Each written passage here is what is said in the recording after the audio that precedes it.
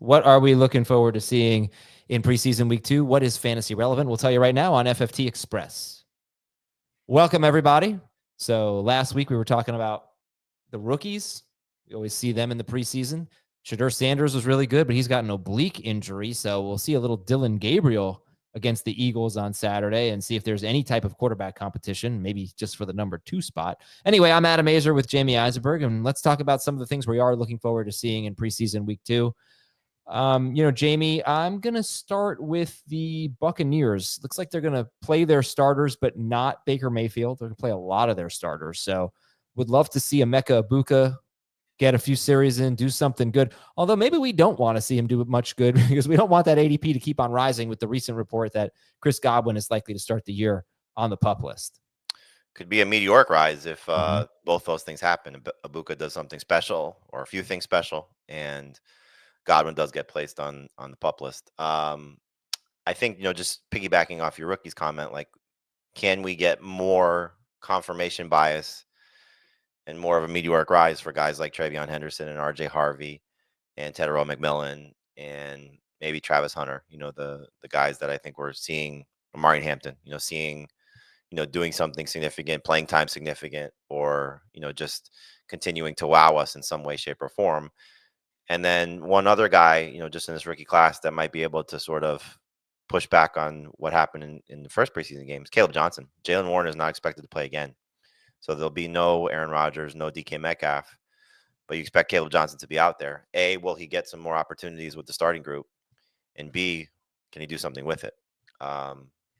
Similar also to week 1, just factoring a rookie.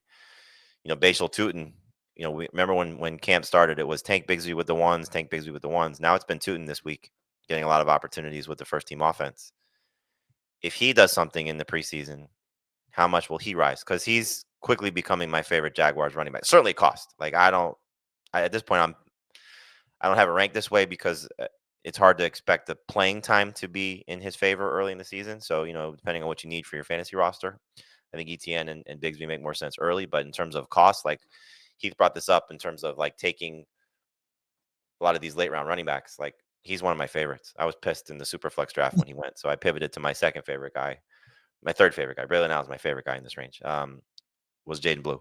You had touched on it just because we were at the point where we really weren't talking about our teams. You were like, oh, you had Javonte Williams, and I took Jaydon Blue right in front of you in that draft. So anytime you get to double-digit rounds, like I'm looking for Tuten, I'm looking for Braylon Allen, I'm looking for Jaydon Blue. Those are 3 guys. And so and Blue's not going to play because he's still dealing with a heel injury, but if Tuten does anything of significance, I could see his ADP rise rapidly. Yeah, and I'll tell you, I really want to see something from the Bears this week. They didn't play their starters last week. They're going to play their starters this week against the Buffalo Bills, who are also going to play their starters. Now, that might be for one series or what, we just don't know. But I think the Bears, I would love to see them go out there, play their starters for a quarter and a half or something like that. I mean, I'd love to see all these teams do that, I guess, but especially the Bears, because, man, it just hasn't been a lot of positive stuff coming out. So what are you looking to see from that team? Everything for the most part. You read the news about Zacchaeus playing ahead of Luther Burden. Can Burden do anything to sort of push back on that narrative and maybe make sure he's the third receiver? Because otherwise it's going to be, I think, difficult for him to be drafted where he is. And I've taken him, like we did our half PPR draft. I waited and waited and waited on third receiver. He was the guy I drafted first. I drafted him with Mooney and Demario Douglas and Wan'Dale Robinson. So I have a combination of guys there, but like he was the one I took first in round 9. Like, hard to justify taking him even that soon if he's not the third receiver. But yeah, let's see something for Caleb Williams, most importantly. DJ Moore's role, Rome Odunze's role. I don't think Swift's value is going to change one way or the other, but who's the second running back? Will it be Roshan Johnson or Monangai?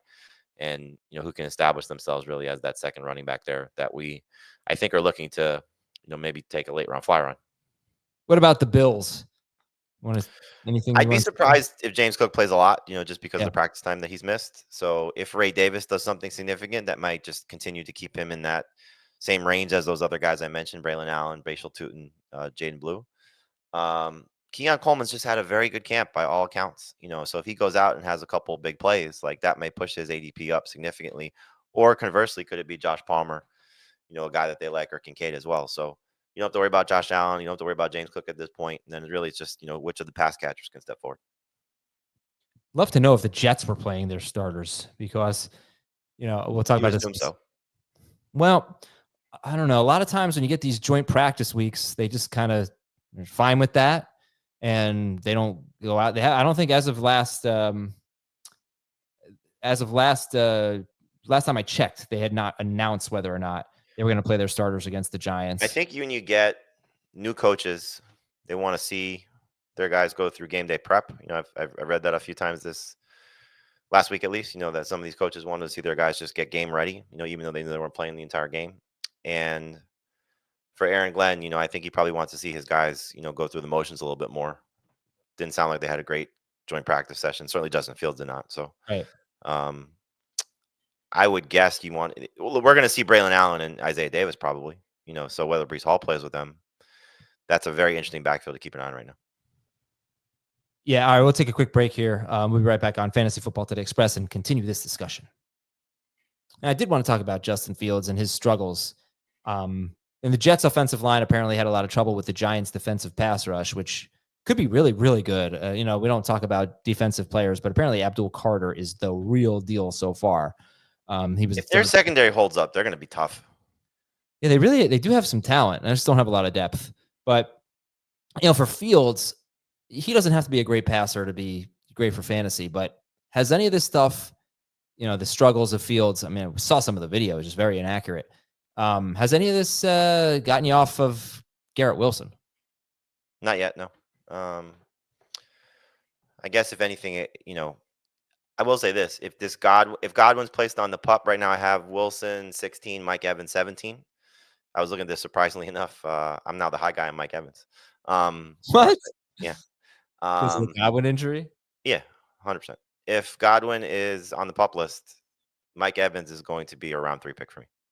So he'll move ahead of Garrett Wilson. I know you didn't ask about that, but Wilson is, look, he's teetering clearly. What was the draft? You were saying like you're kind of passing on him, and I drafted him around 4. I know you like the value because back in Garrett Wilson.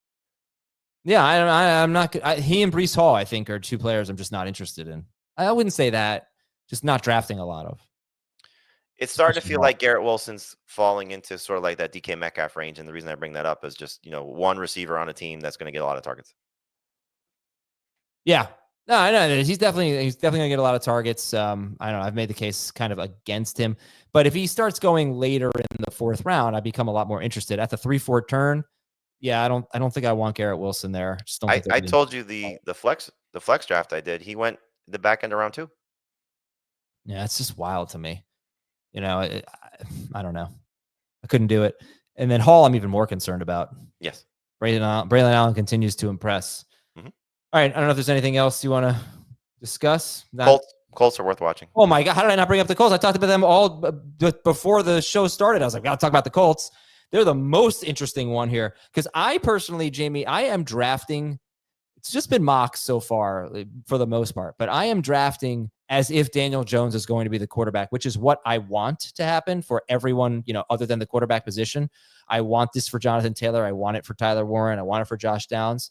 And I think it's just Anthony Richardson doesn't do the simple things well enough. So I think it's a really big week for Anthony Richardson.